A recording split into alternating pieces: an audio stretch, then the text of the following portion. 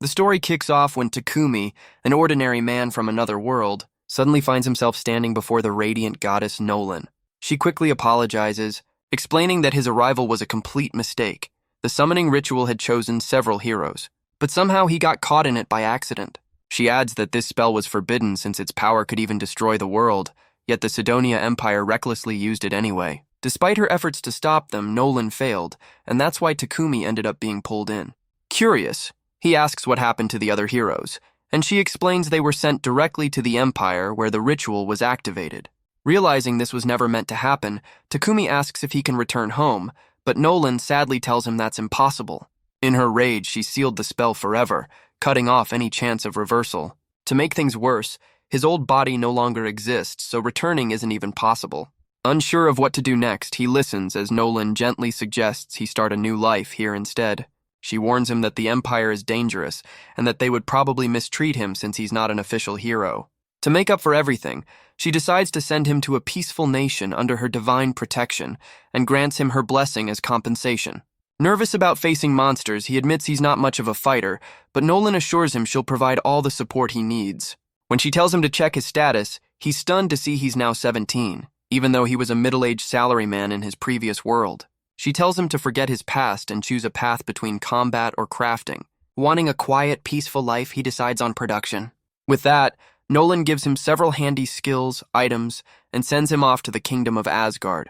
There, he catches his reflection and realizes he's completely changed. Testing his new skills, he finds a rare piece of wood usually harvested from monster trees and crafts it into a spear using blacksmithing. He then gathers herbs nearby, but collects too many to carry until he remembers the infinite storage item Nolan gave him. Just as he's about to relax, he hears a cry for help. A girl named Molly comes running with a massive horned rabbit chasing her.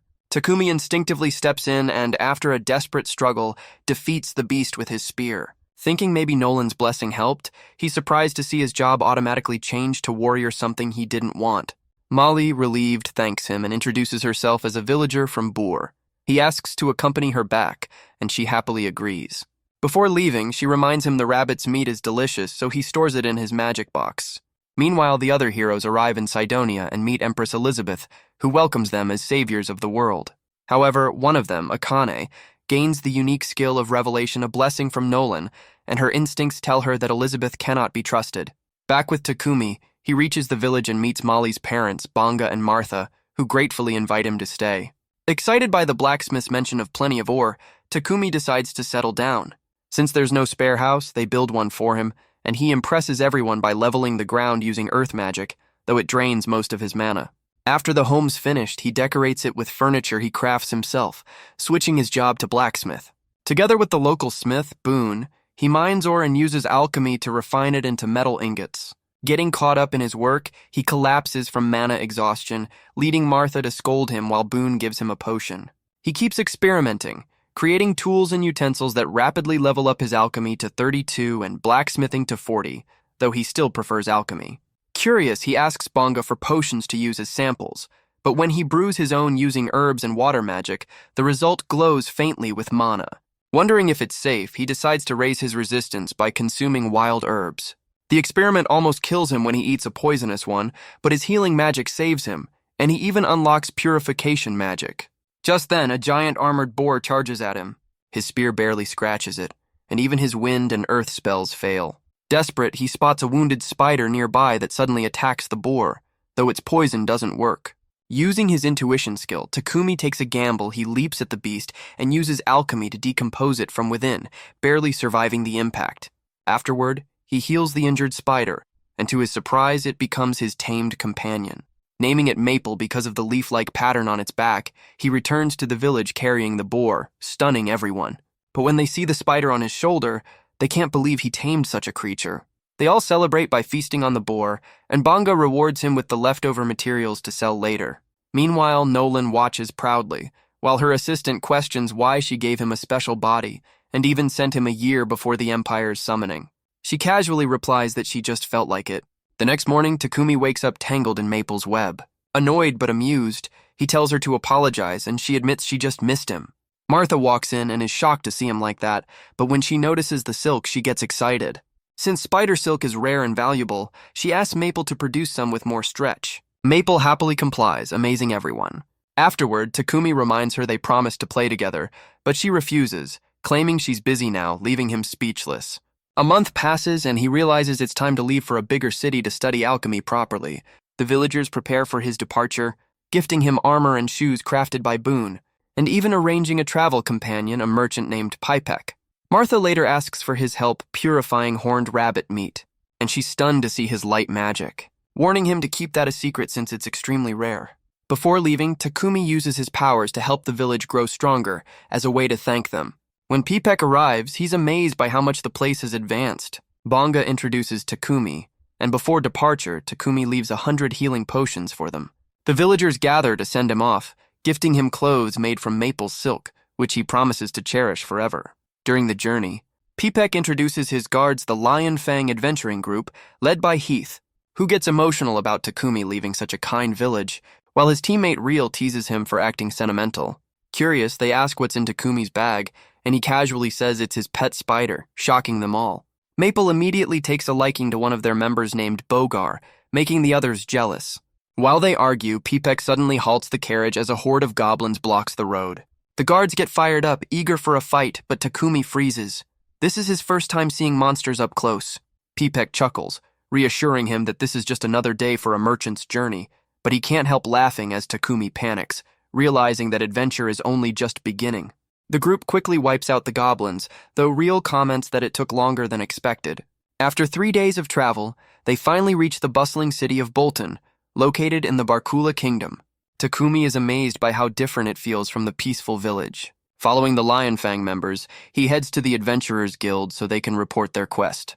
While there, Takumi tells the receptionist he wants to join the Alchemist's Guild, but she quietly informs him that there isn't one in this city. She advises him to register as an adventurer instead, explaining that the guild card doubles as identification and stays valid as long as he completes one job each month. So Takumi signs up as an adventurer, registering Maple as his pet, which shocks the receptionist since taming such a creature is nearly impossible. Later, Takumi visits Pipek's company to sell his potions, and Pipek immediately buys the entire batch, paying him the equivalent of 7 million yen. Though happy, Takumi feels a bit suspicious it seems too generous, but Pipek assures him the reduced price is only because he's a newcomer with no reputation yet. Trusting him, Takumi relaxes as Pipek suggests he rent a house with a workshop, even offering one of his company's properties at a surprisingly low price. When Takumi sees it, he's shocked it's a full-on mansion. Thinking it must be haunted to be that cheap, he hesitates, but Pipek's assistant, Thomas, laughs and assures him it's not. They agree he can move in the next day once preparations are done. As they walk around town, Takumi catches a foul stench in the air. Thomas explains that nobles use magical purification devices to manage waste, but those artifacts come from ancient ruins, making them too expensive for ordinary people. When Takumi asks how the rest deal with it, Thomas sighs and says they just endure it, though priests are occasionally hired to help. The next morning, Takumi and Maple settle into their new home. Without wasting time, Takumi decides to make a working toilet using the raw materials supplied by Pipek's company. Channeling both alchemy and light magic, he successfully completes it, though it drains all his mana, forcing him to recover with potions. Pleased with the result, he's suddenly startled by a scream. He rushes over to find Pipek tangled up in Maple's webs. Surprisingly, Pipek isn't angry. He actually says it feels oddly comfortable. Takumi apologizes anyway, but Pipek laughs it off and asks to use the restroom. When he sees the toilet, he's completely blown away by the design, especially after Takumi explains how it purifies waste automatically. Realizing what kind of magic is behind it, Pipek asks if Takumi can use light magic. Remembering Martha's warning, Takumi panics and begs him to keep it a secret. Pipek agrees, but only if Takumi makes him 100 more toilets. Takumi reluctantly accepts, though he groans at how much work that will be. Thinking about how to handle it all, he considers hiring help, but Pipek suggests something else: forming a contract with a slave. He explains that slaves are magically bound to confidentiality, making them ideal assistants and guards. Pipek also warns that light magic users like Takumi attract attention from the Holy Church of Cydonia, which often exploits gifted individuals for their healing powers. He believes their project might draw the church's eye, so they must keep Takumi's identity secret. Takumi isn't thrilled about the idea of owning slaves and insists he'll manage the workload himself, but before they can argue further, his guild card starts glowing. It's a warning that he needs to complete a quest within the month or risk losing his membership. Realizing he can't handle both work and adventuring alone, he reluctantly agrees to look for help. Pipek takes him to the Mulan Trading Company, well known for handling contracts of servitude. While Pipek goes inside, Takumi waits in the garden where he meets an elf named Sophia, who tells him he shouldn't be there because it's no place for kids. When they go inside, Takumi meets Mulan, the head of the company. Pipek explains Takumi's hesitation, and Mulan calmly clarifies that in their kingdom, slaves actually have rights. She explains that owners must care for their slaves' needs, can't harm them, and can only assign duties written in the contract, while slaves are bound to protect their master's secrets. This surprises Takumi, and Mulan continues, explaining that slaves come from different backgrounds. Some are debtors working to buy back their freedom. Others are criminals or prisoners of war seeking redemption, and some were rescued from bandits. Pipek notes that prisoners of war make the most reliable partners since they can't be released without consent. Curious, Mulan asks Takumi what kind of person he's looking for. He explains that he's an adventurer who travels to dangerous places, so he needs someone strong enough to fight and another to manage his household. Mulan introduces him to Maria, a gentle orphan girl once captured by bandits who has been trained in housekeeping. Surprised that such a sweet girl is still uncontracted, Takumi listens as she nervously says she can't sleep with him, misunderstanding his intentions, causing him to flusteredly insist that he only wants help around the house. Relieved, she smiles and thanks him for choosing her. Mulan says they currently don't have any war slaves available, but Maria brings up Sophia, which earns her a scolding. Takumi, curious, asks about Sophia, and Mulan explains that Sophia was captured 50 years ago during the war between Triaria and Yugger, but has remained unsold since then. Her body was injured and her magic was sealed, leaving her unable to fight. Despite that, Takumi asks to meet her something and his intuition pushes him to. When they're introduced, Sophia politely tells him she's useless, but Takumi activates his skill and secretly checks her status. He's stunned to discover she's actually a powerful warrior underneath the curse. Realizing her potential, he tells Mulan he wants to form a contract with her, which surprises everyone. Mulan is pleased, though Sophia hesitates. After the paperwork is done, Mulan binds them with magical contracts and both girls bow, thanking their new master. Embarrassed, Takumi insists that he should be the one thanking them, while Mulan notes he'll make a kind and fair master. Back at his mansion, he introduces them to Maple, and both girls are startled by the sight of the giant spider. He explains that Maple is harmless and that they'll all live together comfortably. He gives them each their own rooms, but Sophia protests that it's too extravagant. Takumi laughs, saying there's plenty of space and even a large bath they can use anytime. That night, the girls finally get to bathe in peace for the first time in ages. As they relax, Maria admits she's surprised Mulan actually allowed Sophia to go, since she never sold her before no matter how much people offered. Sophia falls quiet, lost in thought, before mentioning that their contracts with Takumi had strange blank spaces, his birthplace and lineage weren't filled in. That makes her wonder who he really is and what kind of secrets he's hiding. Takumi prepares dinner for everyone, making Maria blush since she feels it's her responsibility to cook, but he gently assures her it's fine and asks her to help with cleaning instead. He invites them all to sit and eat together, saying he wants to enjoy meals as a family, and also asks them to call him by his name instead of master. The next day, he visits Pipek's company to pick up the materials he ordered. On his way back, he comes across a church and is stunned to see a statue of the goddess Nolene. Grateful, he offers a prayer, but he's confused. Why did she speak ill of Sidonia when she first brought him here? Suddenly, he's teleported to her presence. Nolene smiles and tells him she's not part of the Divine Church or Sidonia's empire. He's bewildered how he even got there, and she reveals that his prayer reached her directly, so she summoned him in response.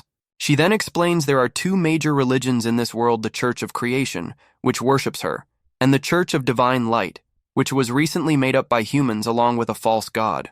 The Holy Empire of Sidonia forced their new faith across the land, opposing the original church. She couldn't intervene in human conflicts, so Sidonia's mages managed to summon the heroes. Nolene assures Takumi that her blessings will always protect him, but since his tutorial period is nearly over, the part of her gift that attracted good people to him will fade, meaning he'll start meeting those with darker intentions. Meanwhile, inside the Holy Empire, the Emperor asks about the 3 summoned heroes. His aides inform him that they're still in training, but thanks to the Empress's persuasion, they've agreed to help the Empire. Akira and Yamo train hard under their instructor's orders, while Akane hesitates, saying she dislikes fighting. Elizabeth appears, telling her it's not about violence, it's about gaining the strength to save their world. Akira promises to protect Akane no matter what, earning Elizabeth's admiration, though Akane still finds her unsettling. Later, Takumi returns home but slips and falls, dropping his things. Sophia rushes to help, but he uses magic to store everything in his item box, making her suspicious. He says he has urgent work to do in his workshop and tells them to eat without him, but Sophia secretly follows him. There, she's shocked to see him cut his own arm and heal it with magic. He mutters that it's a crazy way to train but necessary to strengthen his healing powers. When he mentions Maria's name, Sophia grows worried and tries to confront him, but she suddenly collapses, drained of energy.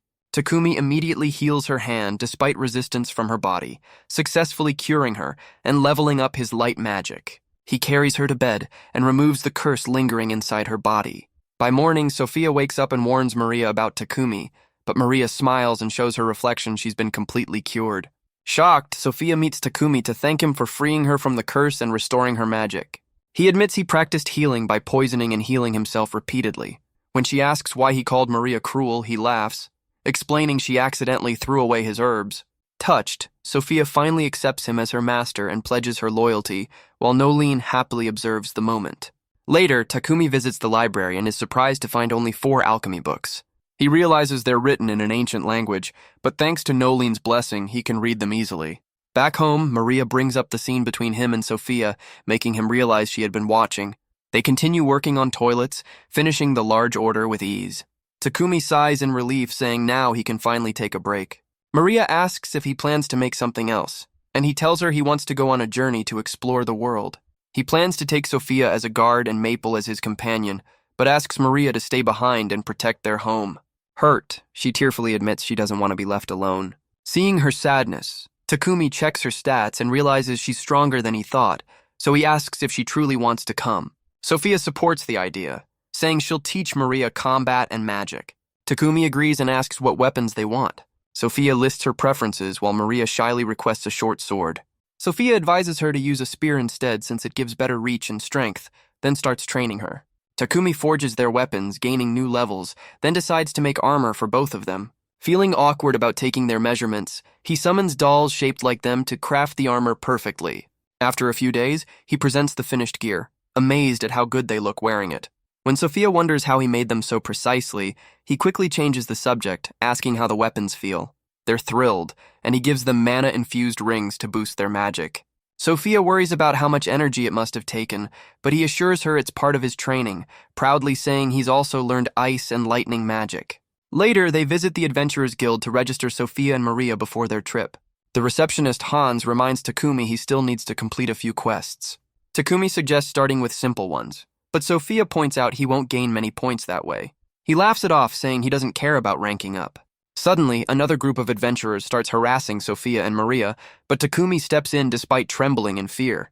When one of them attacks, Takumi strengthens his body with magic, accidentally breaking the man's hand. The guildmaster Barak arrives and assumes Takumi caused trouble, but Hans quickly explains the truth. Barak questions Takumi about his magic, and Hans notes that he sensed mana traces, meaning his detection skill is incredibly advanced. Takumi claims he didn't use magic, only coated his body in diamond made from charcoal he synthesized earlier. Impressed, Hans suggests promoting them all to D rank so no one dares to bother them. Takumi refuses at first, saying Sophia and Maria just joined, but Hans offers them a set of quests to level up quickly. They accept and soon set off to hunt goblins and kobolds. During the mission, Maple senses 4 goblins hiding in the bushes. Sophia swiftly takes down 2, while Maple traps the others in webs, letting Takumi and Maria finish them off. Seeing how many monsters are nearby, Takumi guesses they've already cleared enough for several quests. Sophia frowns, saying there's likely a larger camp nearby and possibly a goblin general. A chill runs through them all when she adds that such a monster is classified as C rank, and it usually takes at least 5 full parties of D rank adventurers to bring one down. Takumi thinks it's best not to engage, but Sophia insists that if they combine their magic, they can wipe out the goblin camp themselves. Just then, Maple warns him that she's about to evolve, so he quickly opens a pocket dimension for her to do so safely, though that means she can't join the upcoming battle. Sophia scouts the area and reports that the camp is crawling with hundreds of goblins and not a single human, which means they can go all out with magic. Using the mana rings Takumi made, they unleash a barrage of spells that tear through waves of goblins, but Sophia warns it's not over yet as the goblin general and his knights appear. The general charges straight at Takumi, but he blocks the attack and counters with blazing fire magic, burning the creature down. After the fierce fight, They return to the guild where Barak scolds Takumi for taking on such a dangerous quest alone. But his rant is cut short when Maple emerges from her pocket dimension in her new evolved form, shoving him aside. Maria can't believe how adorable she looks and is shocked to hear that Maple can now talk. Before they collect their payment, Hans announces the results of their promotion. Takumi rises to rank C, while Sophia and Maria reach rank D. Later at home, Maria asks Takumi if he has any leftover fabric scraps. He's confused until she explains that she wants to make new undergarments for herself and Sophia. He doubts the scraps will be enough, so she sketches her design, but Takumi says it doesn't look right and draws his own version. Thinking she's upset, he panics, but she simply tells him to make it for them instead. Before he can respond, Maple walks in saying Pipek is here, but they find him passed out on the floor, having fainted from the shock of Maple's new form. When he wakes up, he tells Takumi that Lord Godwin of Bolton wishes to meet him, which surprises Takumi until Pipek explains it's about the toilets. Takumi realizes Godwin must be the powerful backer Pipek mentioned, who's been protecting his work from Imperial interference, meaning he can't refuse. When they meet, Lord Godwin thanks Takumi for providing the toilets and even bows, but Takumi insists it's unnecessary. Godwin says he'll bow as much as needed if it improves his people's lives. He also praises Takumi for clearing the goblin camp and warns him to stay cautious, since the Empire might target him next. Back home, Maple finishes sewing her own clothes, while Takumi spends 3 sleepless days crafting new undergarments for Sophia and Maria. When he finishes, he's completely drained. As he hands them the clothes, he realizes how awkward his words sounded and gets flustered, especially when they teasingly offer to try them on if it makes him happy, causing him to flee in embarrassment. Soon after, he creates magical refrigerators, impressing the girls, though he explains they're for food storage. He tells them he's starting a new project, upgrading their gear. Since his blacksmithing skill improved, he plans to forge new equipment using mithril and adamantite. When he visits the guild for information, Hans says both ores are extremely rare, but suggests Takumi could synthesize them with alchemy, though it would burn a lot of mana. He recommends mining instead and mentions a city called Horus with a rich mine. Only blacksmith guild members can enter, but there's a loophole he can take a monster hunting quest in the same mine to get access. Takumi agrees, thinking it'll also help him meet his quest quota. Barak, overhearing, says they're short on lumber since adventurers are busy hunting black buffalo. He adds that Trents live in the nearby Forest of Death on the way to Horus, so Takumi could collect the wood. Barak also mentions a blacksmith named Gambo who needs an escort to Horus. Takumi suspects he's being used but agrees anyway, saying it'll be his first escort mission. When he asks how long the trip will take, Hans explains it's about 7 days by regular carriage or 4 if they use a monster horse, but they're currently out of stock. Just then, Rail shows up with a black buffalo carcass, explaining that stronger monsters have been appearing lately, making escort missions riskier but more profitable. Takumi offers him a place to stay for the night, promising a hot bath. They stop by Pipek's place, who lends them a monster horse in exchange for buying some ores later and more refrigerators. Meanwhile, Sophia waits at home, worrying since Takumi's late. On the way back, Takumi and Rael sense danger. A cloaked figure approaches, and Rael, unprepared, grabs Takumi and tries to retreat, only to get kicked down.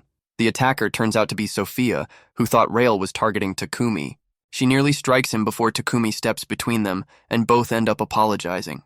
When they return home, Rael is stunned to see Maple's evolved form, but she immediately declares she dislikes him.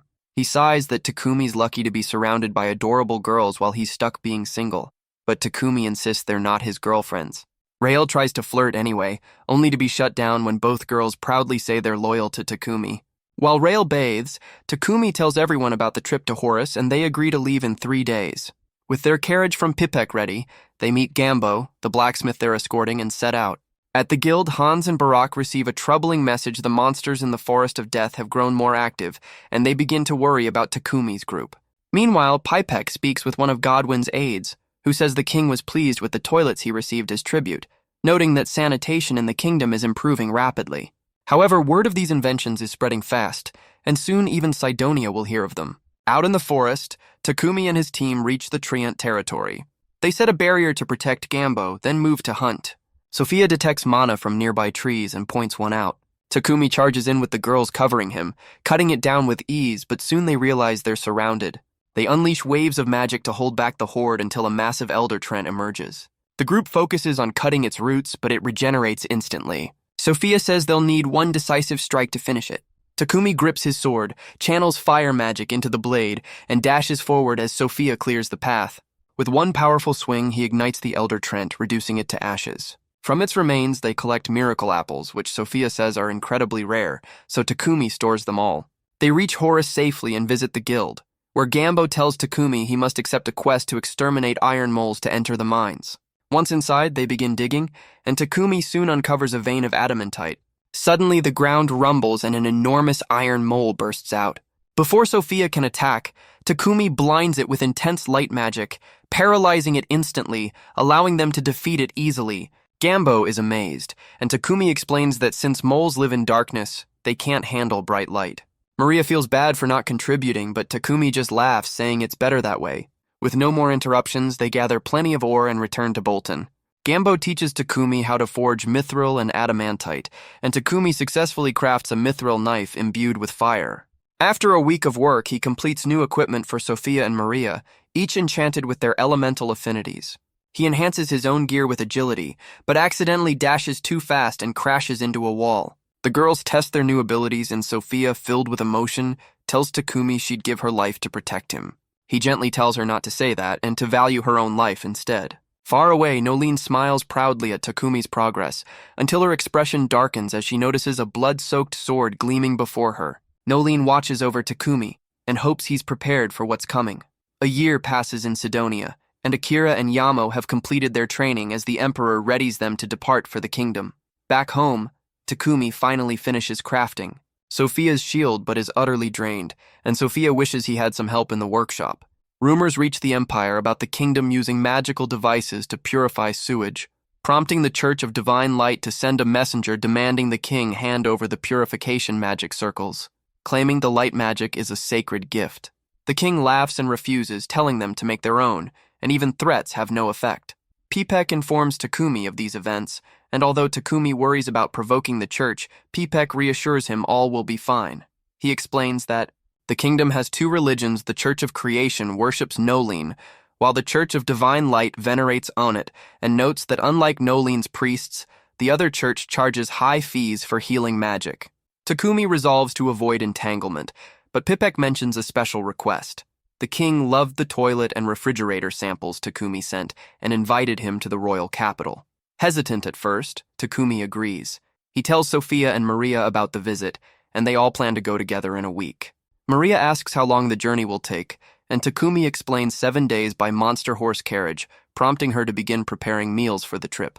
He also plans to craft new cloaks enchanted with magical stones from Pipek that block perception, useful for both combat and avoiding unwanted attention. While shopping, Maria remarks that Takumi isn't taking care of his health, and Sophia agrees, listing all his talents until Maria teases her, causing Sophia to blush and run off, leaving Maria to suspect she's developed feelings for him.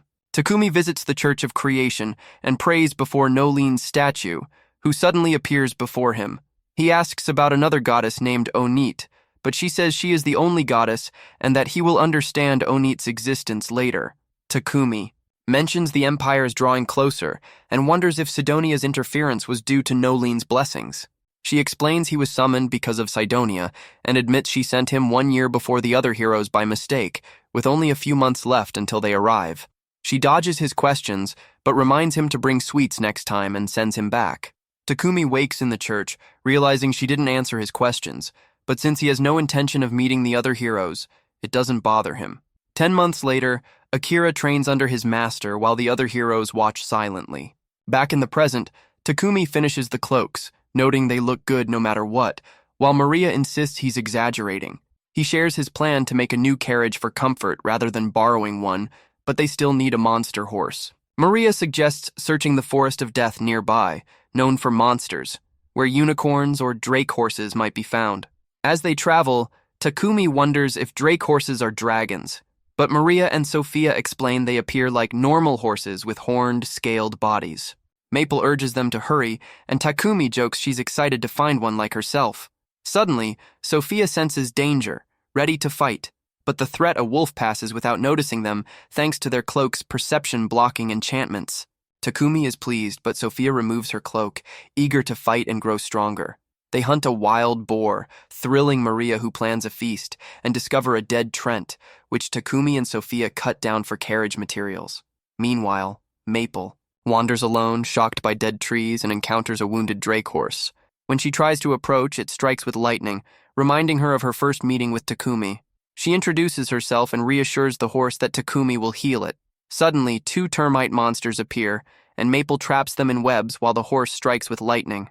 They are soon surrounded by hundreds of termites, so Maple constructs a protective web shell and tries to contact Takumi, but fails. Just as she loses hope, Takumi and the group arrive to rescue them. Maple cries, hugging him, explaining she couldn't reach him. Sophia clarifies that her thick webs blocked mana communication.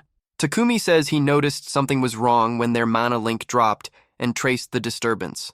Maria spots the unconscious drake horse, and Maple asks Takumi to heal it, but its protective barrier repels his magic.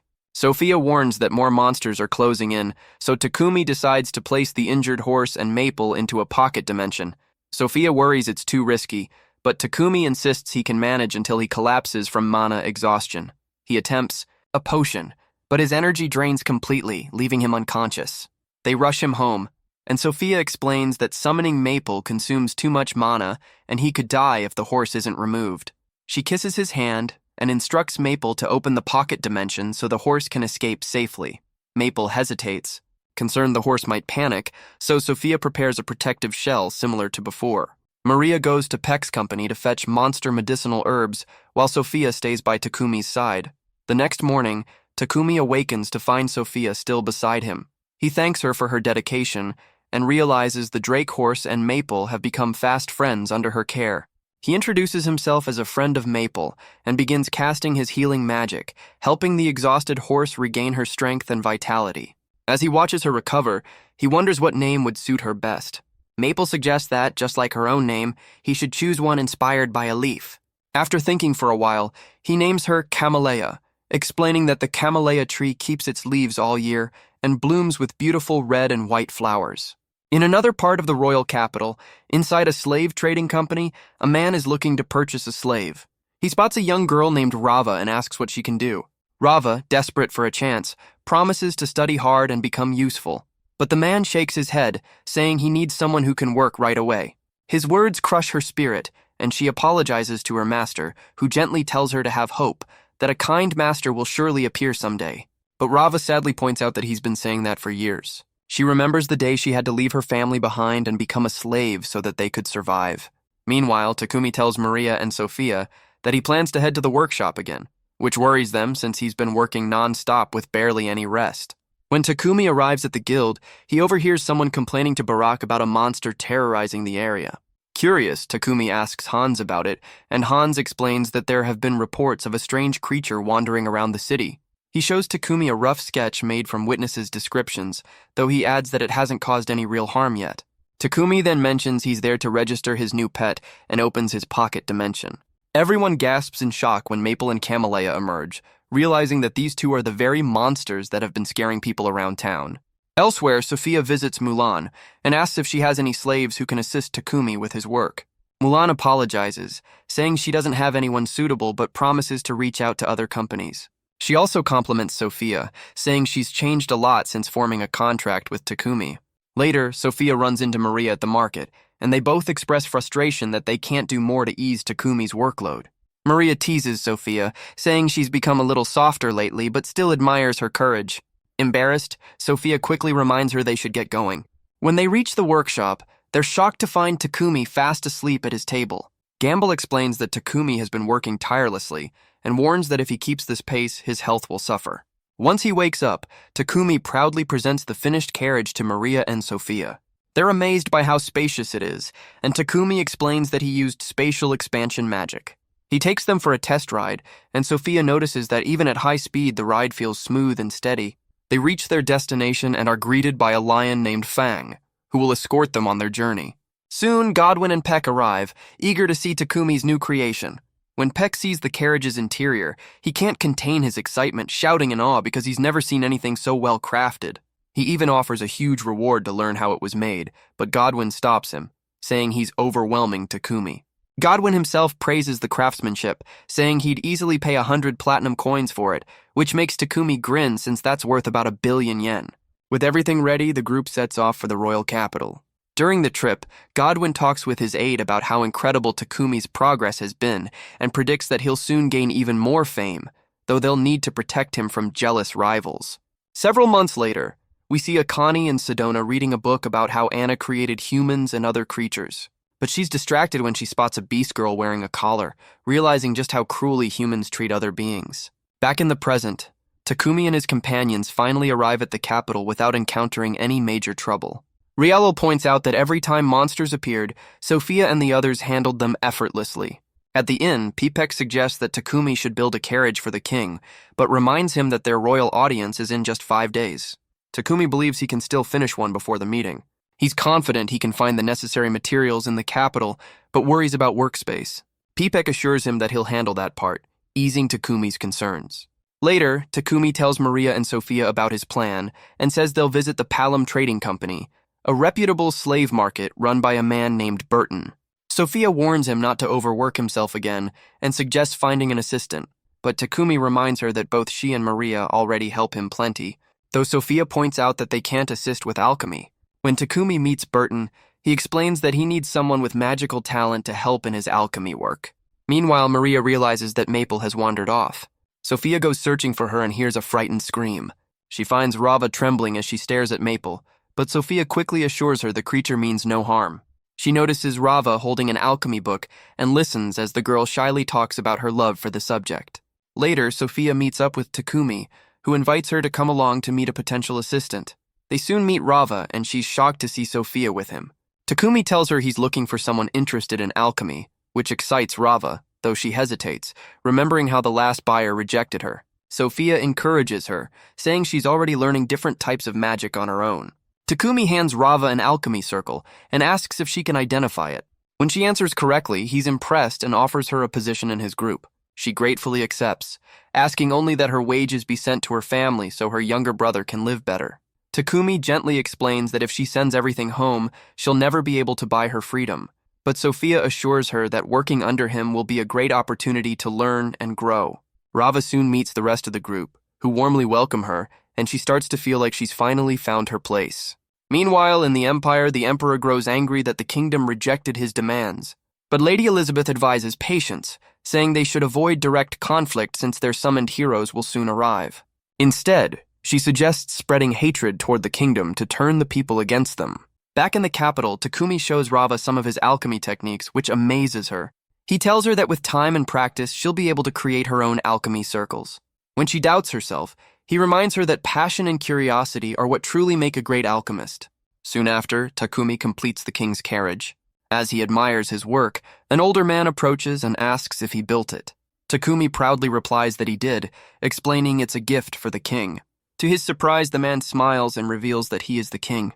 Shocked, Takumi quickly apologizes, but the king laughs it off, saying this meeting is just informal. When asked why he changed the meeting location, the king explains that he wanted to personally thank Takumi for fixing the city's sewage system.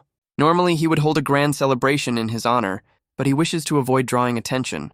Takumi understands and humbly accepts the gratitude.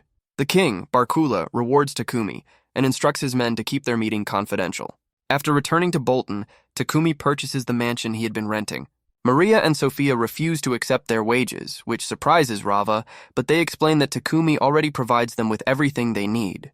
Takumi insists they should still save money for their future after their contracts end.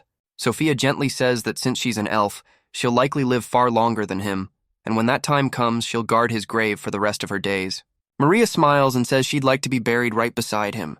Meanwhile, in Sidonia, a soldier presents Takumi's sewage purification device to Lady Elizabeth, who studies it with a cold expression. She mutters that their enemies have grown bold enough to ignore Anna's divine wrath.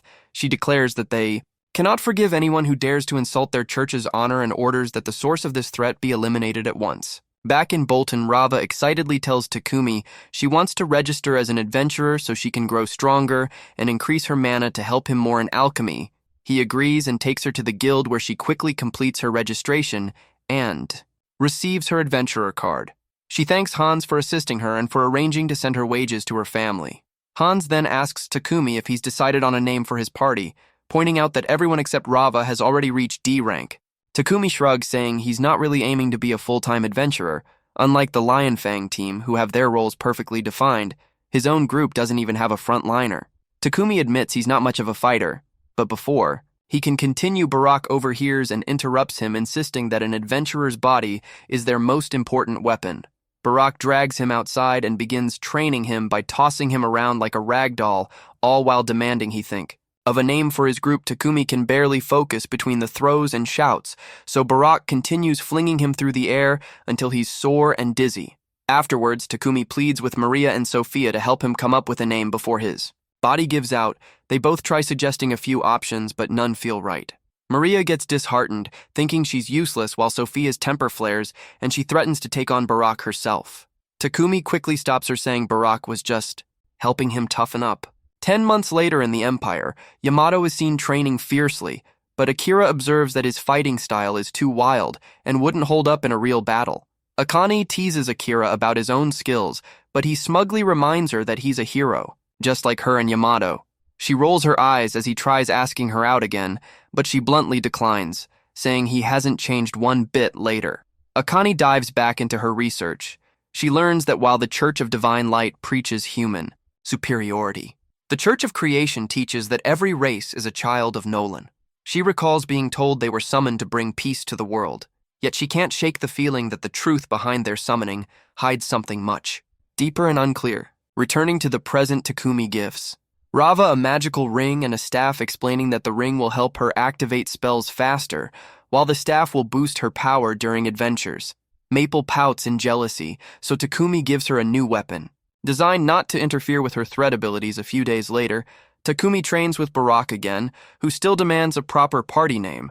When Takumi fails to please him with his suggestions, Barack punishes him with another round of intense sparring. Sophia watches in concern, but instead of stopping them, she offers advice. Noticing that Takumi's defense techniques are still lacking after training, Takumi visits the guild where Hans offers him an escort mission. Takumi wonders how long it would take, but Barack assures him that with his carriage they could complete it in just 4 days. Takumi tries to pass it on to the Lionfang group, but since they're already busy, he reluctantly accepts. During the journey, Thomas expresses his gratitude to Takumi for providing safe escort, saying he plans to buy milk for Paypek, who adds that the merchants sell cheese too while traveling. Takumi suddenly halts the carriage as he spots monsters ahead. Sophia calmly explains that it's just a territory dispute between goblins and bushwolves before things escalate. Kamalea unleashes a lightning strike that instantly disperses them. They later arrive in the town of Kilbus and enjoy bowls of warm cream stew. The familiar taste makes Takumi nostalgic for his old world. He tells Sophia they should buy milk and cheese before leaving, and she notes that the market stays open even at night. Takumi then wonders aloud if rice exists in this world. Maria recalls seeing it sold in the royal capital, which frustrates him since he missed the chance to try it. Sophia notices his gloom and asks if he's feeling homesick. He instead asks if she ever misses her homeland. She smiles softly, saying she doesn't, because back then she lived like a bird in a cage until he freed her from her curse and gave her wings. Hearing that, Takumi realizes that Nolan gave him wings too, granting him a new life and purpose. With a smile, he decides to name their group the Wings of Nolan. After completing the escort mission, the party returns to Bolton 2 nights later. Takumi wakes to a strange smell and realizes the mansion is filled with paralysis. Poison 2 masked intruders have captured the girls. But before they can strike, Maple leaps into action, helping Takumi defeat them. He uses his healing magic to cure everyone.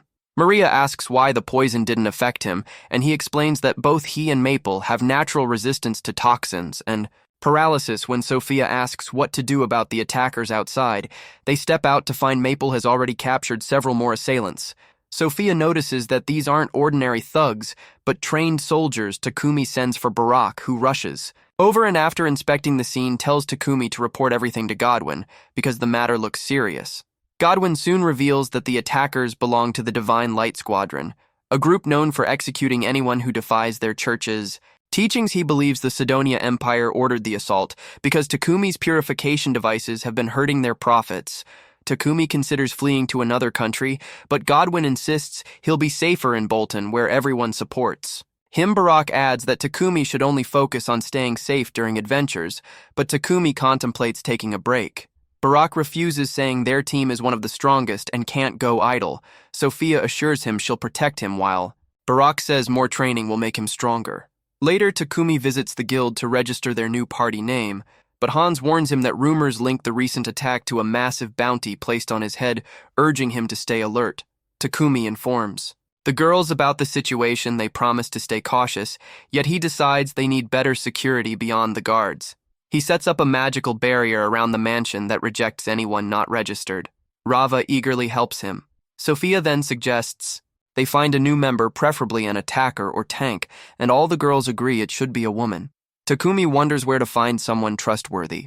Sophia proposes checking the Mulan Trading Company since contracted members would be reliable. But she also says Takumi should know they would trust him even without contracts. That night, royal knights patrol the estate, while everyone rests. Sophia quietly notices Takumi still working late into the night. The next morning, Rava assists him with alchemy while Sophia joins in helping carve magical circles onto metal shields. Maple and Kamalea play nearby with a small toy golem.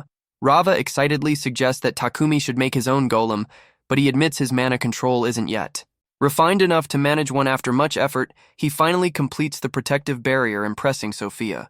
He muses that if he can improve his spell control skill further, he might be able to craft a golem's control core. Meanwhile, in the Sidonia Empire, the Emperor hears about the failed assassination attempt on Takumi. Realizing their secret operation has been exposed, Elizabeth advises delaying their conflict with the kingdom and focusing instead on summoning their heroes. The Emperor asks about the progress, and a scholar named Homer reports that although they failed to fully analyze the ancient magic circle discovered in the ruins, they can still perform the summoning by deciphering the ancient scripts. He estimates they'll need only 2 or 3 months to gather enough mana to activate it. Back in Bolton, Takumi practices controlling a small golem using a magic stone, but the attempt fails. Maple tilts her head, asking why he even needs a golem when he already has her, and Kamalea Takumi explains that their enemies might attack again, and they can't predict their methods. Maple then asks if he could just tame one. Instead, he brightens at the idea. Sophia mentions that iron golems inhabit an ancient dungeon near Horus, which surprises Takumi since he's never been inside a dungeon. Before he decides they should explore it, but Sophia warns it could be dangerous without a proper tank still. They proceed to the ruins where they soon come face to face with a towering iron golem nearly 3 meters tall. Sophia feels fortunate they discovered the massive golem and points out that its weakness lies in the core at its center. She suggests destroying it, but Takumi argues that a dead golem would be useless to them. Suddenly, the creature becomes aware of their presence, sending chills down everyone's spine. Sophia insists they should retreat since it's too risky, but Takumi believes the golem could become a powerful ally. Without hesitation, he charges forward. Sophia shouts for everyone to cover him, but he halts their attacks, sensing something different. Though everyone sees him as fearless, the truth is he's terrified. He just can't feel any hostility coming from the golem. As he approaches, he realizes it's been guarding the ruins tied to Nolan, and because he carries the goddess's blessing, it doesn't see him as a threat. Amazingly, he manages to tame it, shocking the whole group. He names it Titan, fitting for its enormous size. Maple notices that Titan seems to be trying to communicate, and Takumi realizes it needs a more flexible body. Sophia reminds him that bringing a giant golem into the city would be impossible, so Takumi considers using his pocket dimension. To everyone's surprise, Titan transforms into a smaller, compact form. Maple asks Takumi to help them communicate with it, and he promises to try his best. Months later, Akane spots Yamato and Akira acting arrogantly, bullying soldiers and flirting with women. When she scolds them, they tell her to stay out of it. Meanwhile, Takumi gathers his companions and tells them he plans to dissolve their contracts because staying with him could put them in danger. His words bring sadness to everyone. Maria steps forward and firmly declares that he'll have to face her first if he insists. She asks why he always puts their safety above his own, reminding him that they're the wings of Nolan and without them, he can't fly. Seeing their devotion, Takumi realizes how wrong he was to push them away. They assure him they'll stay and protect him no matter what. Later, Takumi completes a new body for Titan, and Maple cheers as it's now able to speak clearly. Titan's body comes equipped with new features, a maze, a shield, and the ability to grow into a massive Titan again. From the heavens, Nolan observes Takumi's actions and comments that he's getting too adventurous. Her aide informs her that faint traces of Onit's presence have been detected. Nolan is stunned since Onit was never meant to exist. She concludes that it must be the result of years of worship from the Church of Divine Light. This growing corruption will eventually transform into a dark force and spark a war in the human world. Nolan knows she can't directly interfere, which is why she sent Takumi to act in her place. In a flashback a year earlier, a small town near Bolton lies abandoned due to the greed of corrupt nobles. Among the displaced is a woman named Monty, who lost her husband because he couldn't afford treatment. Returning to the present, Lord Godwin learns that thousands of people have been driven from their homes. Another Lord, Rockford, has sheltered them temporarily but can't support them for long. Godwin needs to find them a new home, but the only available land is overrun with monsters. Around the same time, Takumi suggests that his group challenge an A-rank dungeon known as the Forest of the Beast King. When they enter, they're surprised to find an open sky and massive trees even though it's underground. Together, they clear every floor with coordination. Maple detects enemies before they appear, and Titan shields them from heavy attacks. After hours of battling and collecting treasures, they finally reach the last floor. Suddenly, Takumi steps on a trap, triggering a giant boulder to roll after them. They sprint through a narrow tunnel to escape, but Maple senses something powerful ahead. Moments later, an enormous earth dragon appears. Maria and Ra panic, but Takumi jokes that he should have brought the bigger Titan.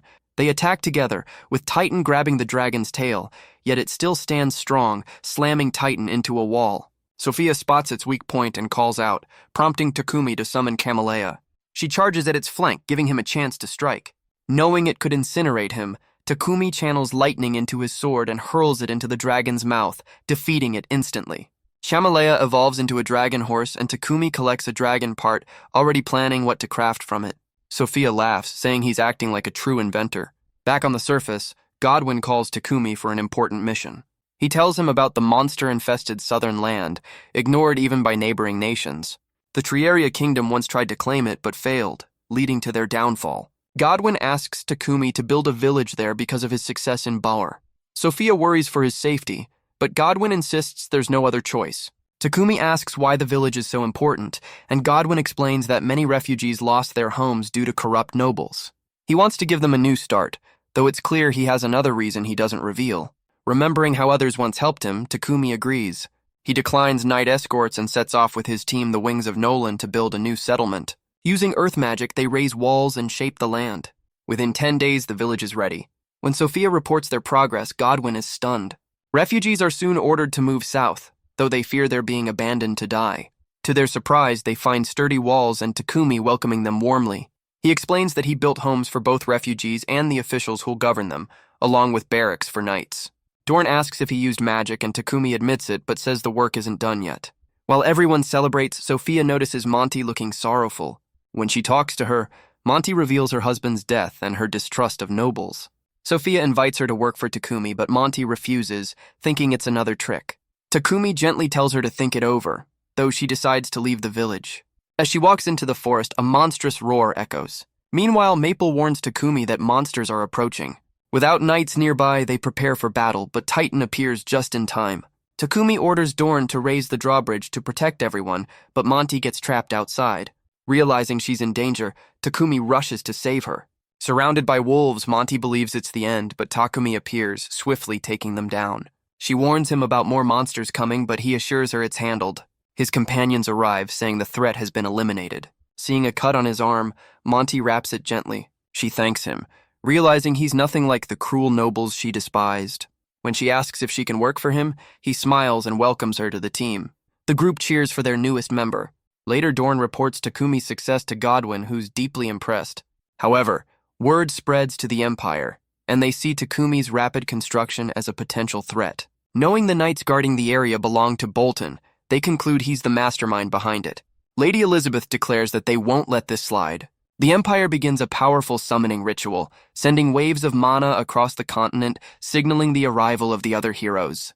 3 months later, Nolan watches over the world and is amazed at how fast the heroes of Sidonia have already reached rank A.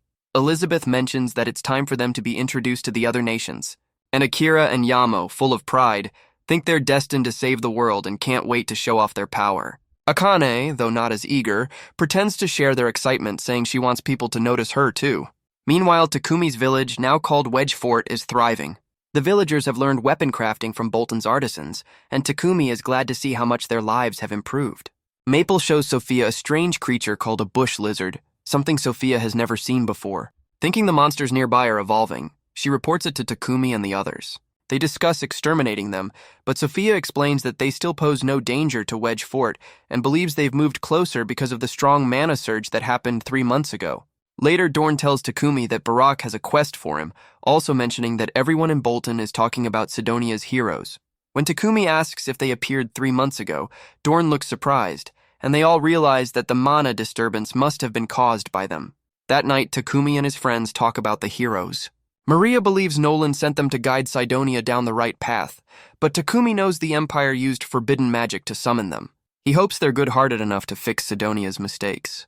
Over in Sidonia, the heroes prepare to depart, and when Akani's servant Lulu joins them, Akira and Yamo sneer, saying she doesn't belong in their carriage. Akani calmly explains that Lulu is her attendant and tells her to ride with them. Back at the Adventurers Guild, Hans informs Takumi that the heroes have dark hair and black eyes, leading him to wonder if they're from his world. Hans then says that Pepik wants Takumi to escort the heroes to the royal capital. He agrees to the mission and returns home, where Monty asks if she can come along because she hates being left alone. Takumi warns her it's dangerous, but after the girls convince him, he lets her join when she reveals she can use earth magic. Meanwhile, the heroes talk about their journey. Akira is excited to meet elves in the capital and wants to buy them, while Yamo boasts about their strength, saying they'll soon be the strongest. Akane, however, is deep in thought, seeing the expedition as a chance to do what's right. When Takumi finishes his quest, he and Sophia reach A rank, but as they celebrate, the heroes arrive and rudely demand everyone move aside. One adventurer mocks them, so Akira punches him, shouting that they should respect heroes. He arrogantly offers to buy Takumi's companions, but Takumi refuses. Angry, Akira and Yamo try to attack, but Takumi effortlessly breaks Akira's sword and defeats Yamo. Akira is stunned that his holy sword broke so easily, but Takumi points out it's just a normal magic iron weapon. Surrounded by adventurers, the heroes back off. Akane apologizes for their behavior and asks Takumi's name. When she hears it, her revelation skill tells her something important about him, but he stops her before she can say more and mentions that he's staying at the Lakeside Hotel.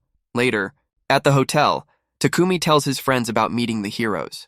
Sophia says they seem terrible except for Akane, who appeared kind. He worries that telling her where they're staying might have been careless. At that moment, Akane flees with Lulu, while Sidonia's guards chase after them. Sophia knocks the guards unconscious and tells Akane to head to the hotel. When she arrives, Takumi greets her and reveals he's also from her world. Shocked, the girls listen as he tells them everything, but asks them to keep it secret. Akane realizes that Sidonia might be the real enemy, having used forbidden summoning to call the heroes. She says they plan to start a war and are using the heroes to stir people up. Takumi asks about Akira and Yamo, and she says they changed after being summoned. Unlike her, they couldn't purify their food because they focused only on fighting. Takumi suspects Sidonia drugged them to control their minds. Akane begs Takumi to save her since she doesn't want to go back, and he notices Lulu's slave collar. She admits she hates it because it reminds her of her status, so Takumi removes it with magic.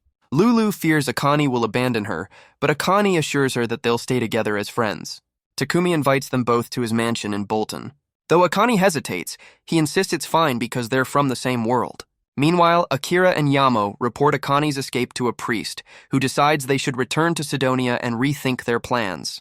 Back at Takumi's mansion, Maria serves Akane and Lulu cream stew, and when Akane starts crying, Maria thinks it tastes awful. But Akane tearfully says it's delicious, reminding her of home, something she hasn't felt since being summoned. Outside, a knight spots movement in the forest and realizes a monster horde is approaching, so he rushes to send a warning to Bolton. That night, Takumi tells the girls he'll dissolve their contracts, shocking them, but explains that they'll always be family and no longer need formal bonds. He releases them and thanks them for staying with him. Later, while crafting 2 holy swords, he receives an urgent notice from the guild. Wedge Fort is under attack. He joins the Lionfang party and meets Barak, who confirms a massive horde is attacking. With most adventurers away, only a few groups can respond. Another team called Crimson Rose arrives, led by Marilda, who's heard of the wings of Nolan. Barak orders them to clear a path for Dorn and the Knights.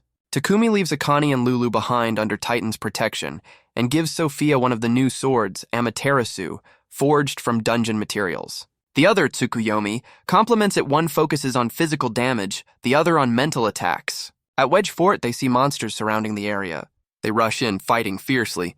Guards lower the drawbridge as Takumi's team destroys the creatures near the walls. Villagers cheer as he orders Raven Mani to tend to the wounded. But then the monsters suddenly retreat. Takumi senses something wrong, it's too organized. He suspects a leader, maybe a mutated monster affected by the mana surge. Meanwhile, in Sidonia, the Emperor learns of the battle and hopes the monsters destroy Barkula.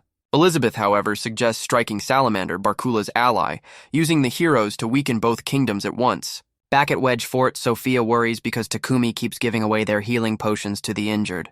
She urges him to save some for himself, but he calmly says he'll avoid getting hurt. Realizing his selflessness, she vows to protect him. Soon another wave attacks, and the adventurers decide to meet them head-on. Spells and blades fly as they fight off the swarm, but when Sophia pushes too far ahead, Takumi warns her to fall back. Suddenly, the monsters scatter as a massive two-headed dragon devours them. It lunges at Sophia, but Takumi saves her just in time. The dragon's fire scorches her, and it prepares to finish her off, but the girls blast it with magic. Sophia tosses her sword to Takumi, who channels all his mana into Tsukuyomi, unleashing a powerful wind strike that slices the dragon in two. He heals Sophia, scolding her recklessness. She admits she just wanted to protect him, but he tells her never to throw her life away. The adventurers cheer as the monsters are defeated, but Takumi collapses from exhaustion. When he wakes, everyone's relieved, and Marilda praises him for his strength. Elsewhere, Akira and Yamo massacre a village in Salamander, laughing as they destroy everything, proud of their power without Akane. Later that night, Takumi's team returns home for dinner. The girls notice Sophia acting shy, and Takumi apologizes for yelling earlier. She confesses she'd give her life for him, but he tells her he wants her to live so they can share their lives together. She smiles, promising to stay by his side forever, before Akane calls them to eat. A few days later, Godwin grants Akane and Lulu permission to stay in the mansion, but informs Takumi that the heroes wiped out the Salamander villagers. Devastated, Akane blames herself and vows to stop them. Soon after, Takumi prays to Nolan, asking why she summoned him a year before the other heroes. She tells him his destiny is his own to shape. Determined, he promises to protect everyone dear to him. Nolan smiles, knowing the path ahead will be difficult, but she believes he'll rise to become the greatest alchemist in history. And that's where this story ends. Thanks for watching. Don't forget to like and subscribe for more adventures next time.